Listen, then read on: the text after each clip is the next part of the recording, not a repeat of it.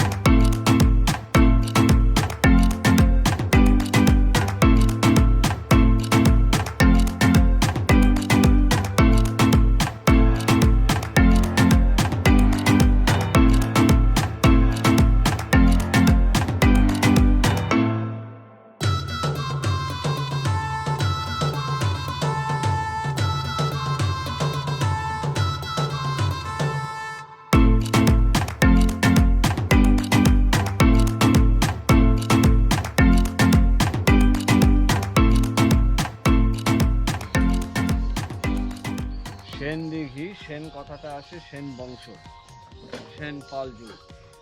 আমরা কত বছর পুরনো ভাবতে পারছেন? মিনিমাম 8,000 বছর।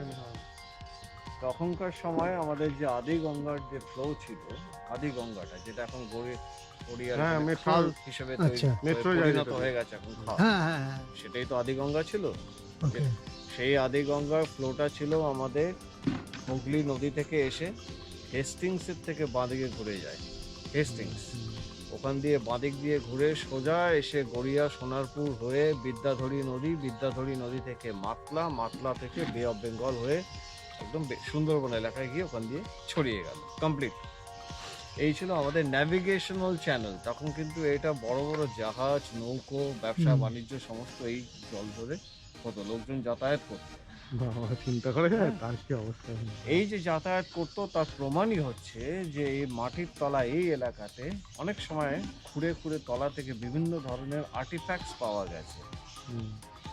এই পুকুরের খননের তলায়ও কিন্তু অনেক ধরনের জিনিস বেরিয়েছে, হাতির দাঁতের জিনিস, মূর্তি, স্কাল্পচার, পটারি, এরকম ধরনের জিনিস প্রচুর বেরিয়েছে এই অঞ্চল থেকে।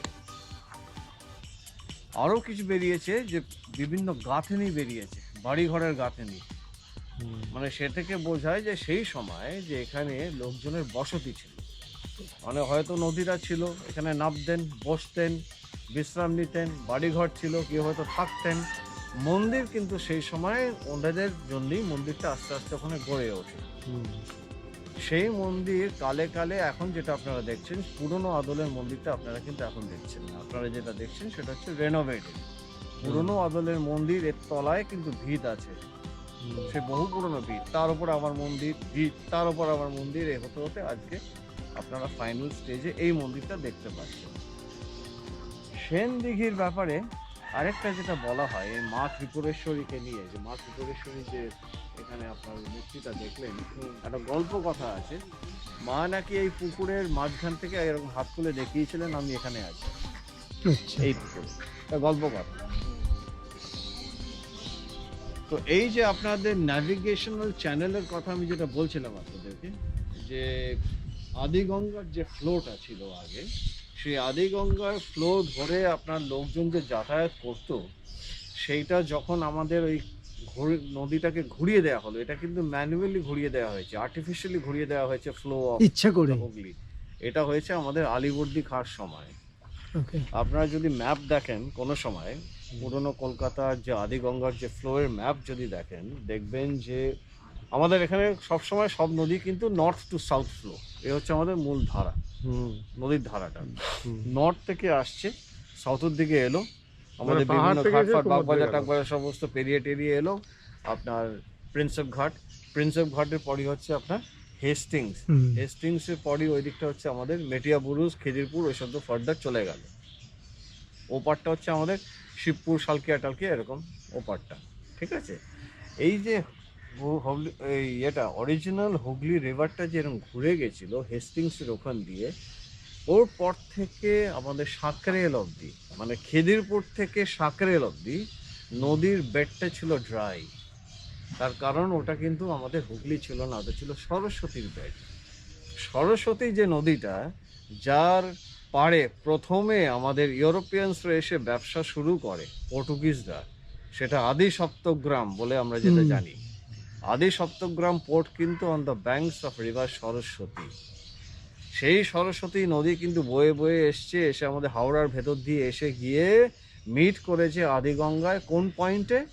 ওই পয়েন্টটার নাম হচ্ছে বেতর, জায়গাটার নাম বেতর। একটা পোর্ট ছিল আগে, এখন আর নেই সেই পোর্টটা। সেই বেতরের পয়েন্টটা কিন্তু ঠিক আমাদের প্রিন্সেপ ঘাটের উল্টো দিকেই প্রিন্সেপ ঘাট। বুঝতে পেরেছেন? এই একটা লোকেশন আইডিয়া পেয়ে গেলেন। এইবার ওখান থেকে যেই নদীটা ঘুরে গেল, ওইখান থেকে সাঁকরেল অবধি নদীটা কিন্তু ড্রাই ছিল। আর তখন বেতর পোর্ট ছিল, ওই সেই পোর্টটাকে কন্ট্রোল করতো পর্তুগিজরা। এটা ইংরেজ আসার আগে। কিন্তু পর্তুগিজরা কি দেখলো যে ব্যবসা বাণিজ্য ভাই আমাদের এদিকে চাই, জলই যদি না থাকে নৌকো আসবে কোত্থেকে? আলীবর্দী খাঁকে ধরে নদীর ধারাটাকে কাটিয়ে দেওয়া হলো, ম্যানুয়ালি কাট, চ্যানেল করে দিল, নদীর স্রোতটা ঘুরে গেল। নদীর স্রোত যে ঘুরে গেল, তলায় কিন্তু সরস্বতী বেড, তার উপর দিয়ে কিন্তু হুগলি বয়ে যাচ্ছে।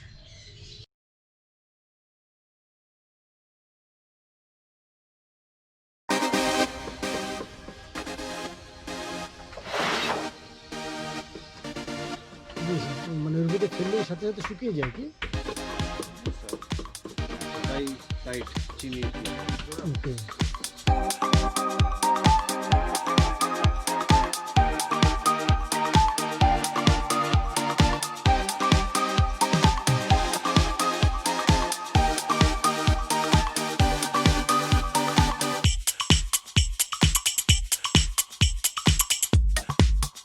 এই কালারটা কি গুড়ের কালার না এবারে কালার দিচ্ছে? মানে কোনো কালার আর্টিফিশিয়াল জানি না। সাদা, গুড় যেমন সাদা হয় তখন কালার হয়।